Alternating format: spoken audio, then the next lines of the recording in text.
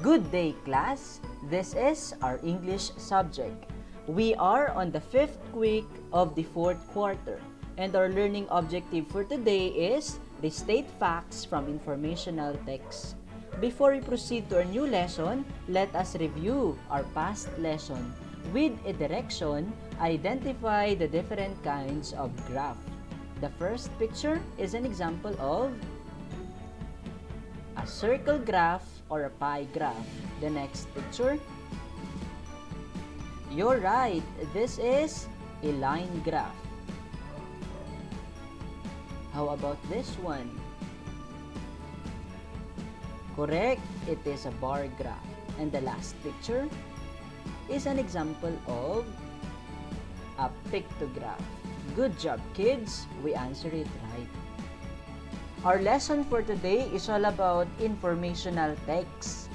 Informational text is a non-fiction writing written with the intention of informing the reader about a specific topic that gives factual information. It is typically found in magazines, science or history books, newspaper, autobiographies, and instructional manuals. Here are the 5 common text structures used in informational and non-fiction text. We have descriptive or description, problem and solution, time sequence, comparison and contrast, and the last one is the cause and effect. Here are the 5 types of informational text structures. We have descriptive or description. Texts that use this structure simply describe or tell about something. With few exceptions, these texts also present plenty of details about what they are describing. Example, sunset is the time of the day when our sky meets the outer space solar winds. There are blue, pink, and purple swirls spinning and twisting like clouds or balloons caught in blender. The sun moves slowly to hide behind the line of horizon while the moon races to take its place in prominence atop the night sky. People slow to crawl and trance, fully forgetting the deeds that still must be done. This informational text simply describes the sunset. That is why this is an example of a descriptive or description form of an informational text. The second type is what we call chronological sequence or time order. The author provides events in order or lists steps of procedure. In a chronological sequence or time order, we are using signal words such as first, second, next, then, before, after, finally, following, now, soon, not long after. Example, the procedures or steps in eating our cereal. First, get the ingredients. Next, pour your cereals in a bowl. Then, add milk and stir. Again, this is an example of an informational text with time order form. The third type is what we call problem and solution. The author gives information about a problem and tell or show how it is solved. Example, the title is How to Relieve Exam Anxiety. There are certain things which students can do if they suffer exam anxiety. To begin with, they should get a good night's sleep the day before the exam. If not, this will cause more stress and anxiety. The second effective solution is to change their poor study habits. The last thing they should do is to think positive. They will get rid of all their fears and worries. In summary, getting a good night's sleep, changing their poor study habits, and thinking positive are effective solutions to deal with exam anxiety. Again, this is an example of a solution and problem type of informational text. The fourth one is what we call the cause and effect. The author tells about an event and what happens after because of it. Example, I decided to never fall behind. Finally, I decided to make school a priority over friends and fun. After implementing these changes, I became an active participant in school discussion. Then my test scores began to rise. How exciting! It seems to me that being smart is simply a matter of working hard and being active. As you can see, there is a cause and probably there is an effect. The last type is what we call compare and contrast. The author tells the similarities and differences about two or more topics. We have here an example. Oceans and lakes have much in common, but they are also quite different. Both are bodies of water, but oceans are very large bodies of salt water, while lakes are much smaller bodies of fresh water. Lakes are usually surrounded by land, while oceans are what surround continents. Both have plants and animals living in them. The ocean is home to the largest animals on the planet, whereas lakes support much smaller forms of life. When it is time for a vacation, both will make a great place to visit and enjoy. In this example, there is a comparison and contrast between the oceans and the lakes. For our first activity, we have here a direction. Identify the text structure of the following passages.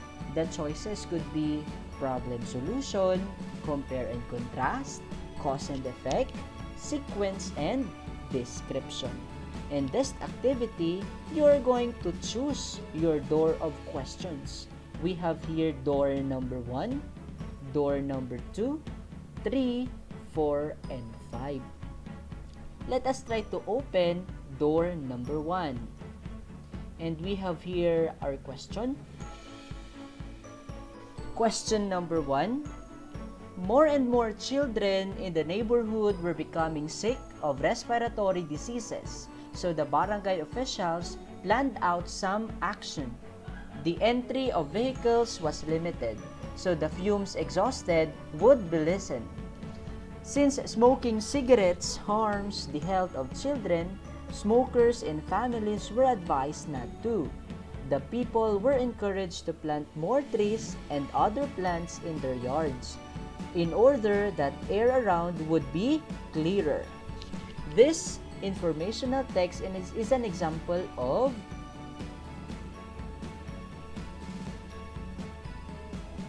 good job. This is an example of a problem and solution type of informational text. Good job, kids. Again, let us choose your door of question. Let us open door number 4. We have here the question. The school today and in the past are similar in a few ways and different in some aspects.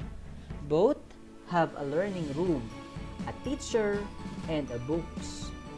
However, the classroom in the past are considered concrete structures where learning should take place. On the other hand, the classrooms today utilize technology like LCD projectors, laptops, and other gadgets. Another is that lesson plans in the past were from printed materials, while lessons of today are from books and other online platforms. No matter how alike and different the schools in the past and today are, what matters most is how effective learning takes place. This informational text is an example of very good, compare and contrast. Since this informational text shows comparison and contrast between the school today, and the school from the past. So, the next door to be opened would be door number 5. And here is our question. Let me read it for you. I haven't been to Bali, Indonesia, but I have read about it. I have been to Boracay Island. That's why I know these two tourist destinations are similar in many ways. Both are small islands. Bali and Boracay boast of international cuisine because people from all over the world visit them. Bali beaches are golden, while those of Boracay are white and the sand is fine as the powder. This informational text is an example of. You can also comment your questions or your answers at our comment sections so that I can see if you are also answering it right. So the answer for this question is compare and contrast. There is also a comparison and contrast between Bali, Indonesia and our very own Boracay Island. So, what's the next door to be opened? Let us open door number 2. And here is our question.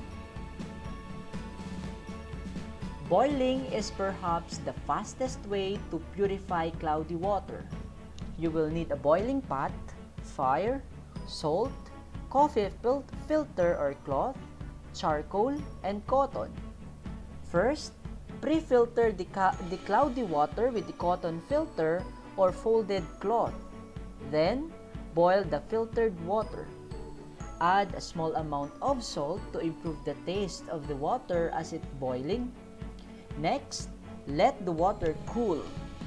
Meanwhile, make the cotton and charcoal filter by crushing the charcoal and putting it in the cotton as the trap. This will remove impurities and still some bad taste from the boiled water.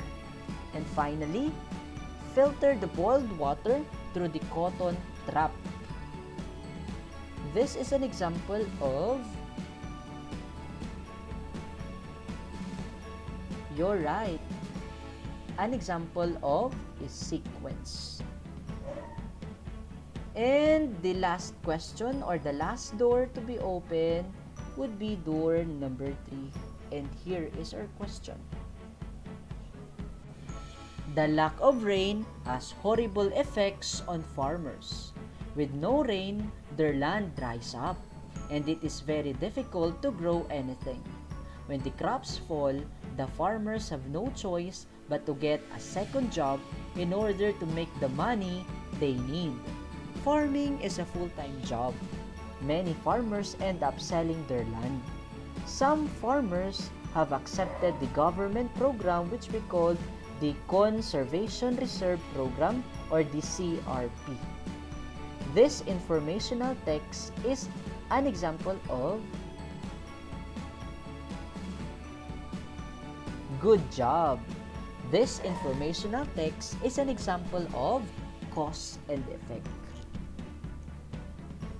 Good job, kids! We opened the door of questions and we answer all of the questions right. We need to remember an informational text is a non-fiction writing written with the intention of informing the reader about a specific topic that gives factual information. And the 5 common text structures used in informational and non-fiction texts are descriptive or description, time sequence, problem and solution, comparison and contrast, and the last one is the cause and effect.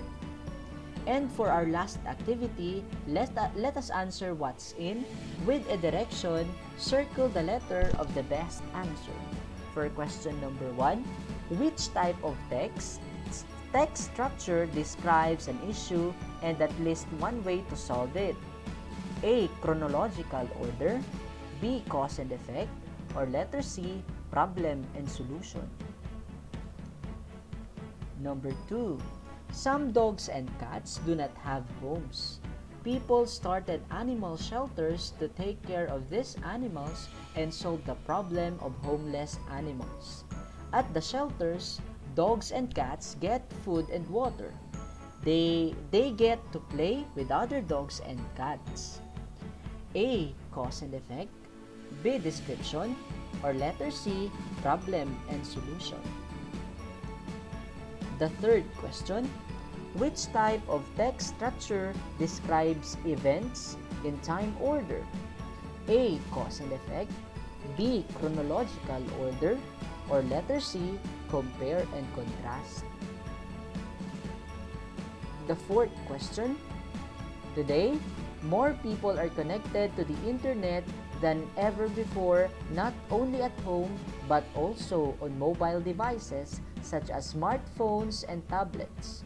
Many of these people now get their news from internet rather than reading newspaper. As a consequence, many newspapers have gone out of business. A. Compare and contrast. B. Cause and effect. Or letter C. Description. And the last question. Frogs and toads can live in water and on land. They both catch food with long sticky tongues. They eat insects and small animals. You can tell them apart by their bodies. Frogs have long, strong back legs and thin, moist skin. Toads have shorter back legs and drier skin. A. Description. B. Compare and contrast. Or letter C. Cause and effect. Good job, kids! We answered it right. Thank you so much for listening today. I hope you learned something new. Bye!